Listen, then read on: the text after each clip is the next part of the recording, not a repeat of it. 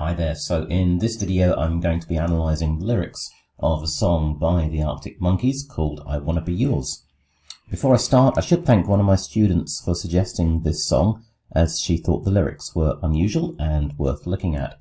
So here are the lyrics. As you can see, it's a pretty short song, 2 verses and a chorus. Feel free to pause here if you'd like to read them before we go on. So the lyrics actually come from a poem by English punk poet John Cooper Clarke, and it seems like the Monkees are a big fan of Clarke, as one of his other poems, Out of Control Fairground, is printed inside their 2007 single Fluorescent Adolescent, and its video actually features some clowns fighting, which is an allusion to the poem. So we're going to use this question to help us analyse the lyrics. How does the song use irony to describe love? Now, when you have a literary term in the question, it's important to define it first.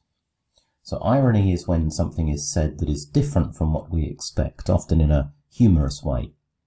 It's also good to start with a general answer to the question. That can be your thesis or claim, and then we spend the rest of the time justifying why this is true. So here they're using pretty boring objects to describe a passionate and genuine love.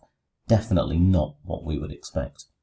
And this kind of irony isn't new. If you know Caroline Duffy's poem Valentine, you'll know how she uses an onion to peel back various layers and explore what the realities of love can look like. So let's look a little deeper to see if our claim is true. So now the first line of the poem is just funny. Of all the things to compare yourself to, a vacuum cleaner is one of the more unlikely items. Now, as a reader, we can see it's funny, but also we're curious where this metaphor is going. As a reader, we don't really like a vacuum, sorry about the pun, and so we look for meaning. We don't need to look very far, as the second line says, he will be breathing in your dust. This makes it an extended metaphor, and here we can imagine that dust would be any problems his partner is having in life will be removed. Vacuums usually suck, of course, but the verb here is changed to breathing, which creates personification and makes the vacuum seem somehow alive. Ford Cortina, in the next line, was a family car in the UK that was big in the 1970s and also infamous for collecting rust. Now, comparing yourself to such a vehicle is again ironic, but here the singer challenges the stereotype about rust by claiming he will be different from all the others. We then move on to a coffee pot, another inanimate object that again seems an ironic choice. Now here the first line uses a conditional sentence starting with if, and the second line explains why the coffee pot will always be dependable, just like the singer. We then move to the pre-chorus, which continues the idea of drinks with the word shots, but also makes it clear that the person he desires is in complete control. The lyrics also use a second-person voice, something very common in pop songs, which you could argue is a form of irony, as it sounds like the singer is talking to us directly, but of course he isn't. Now the chorus, which the Arctic Monkeys came up with themselves, is quite different. It is more philosophical in tone and more direct. Gone are the Ford Cortinas and coffee pots. Instead, we have a non-ironic, honest declaration. The singer uses multiple soft sounds, especially H, to create a gentle, soft feel, which contrasts with the more ironic voice and verses. This moves the song slightly away from Clarke's poem, which is more humorous, and towards a more romantic tone. Now here's the second verse, which continues to use pretty bizarre objects to define love. First, a Lecky meter, or electric meter, which is used to measure how much electric a house is using. Now they can be prepaid and can therefore run out. But the singer assures his love this won't be a problem for them. And the idea of warmth, which electric generates along with sparks, continues with the portable heater metaphor. And here for the first time the singer suggests what would happen if he's not accepted. You'll get cold without. Finally, we move to the bathroom and setting lotion, which is used to keep hair in place.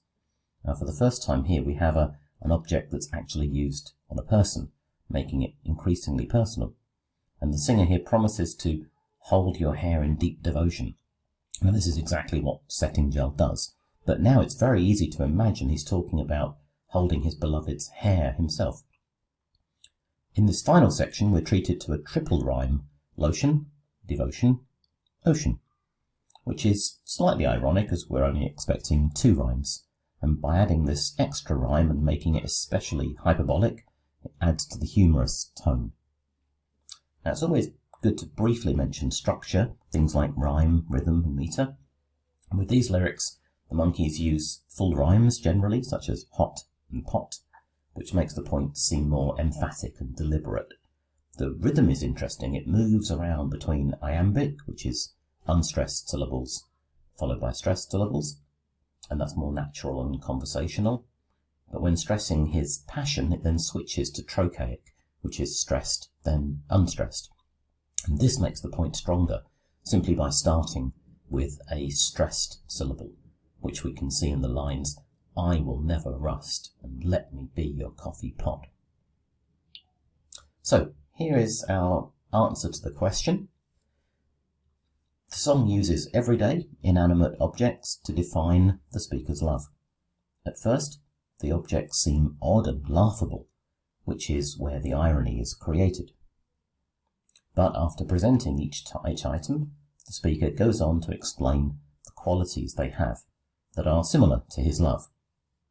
By doing this, the speaker creates an unusual, unconventional, and effective way to express the various ways he will love someone. So, there you have it. If you'd like me to analyse one of your favourite songs, do drop me a line, get in touch on the messages, and I'll see what you can do. And if you did like the video, obviously feel free to subscribe. Thank you very much for listening.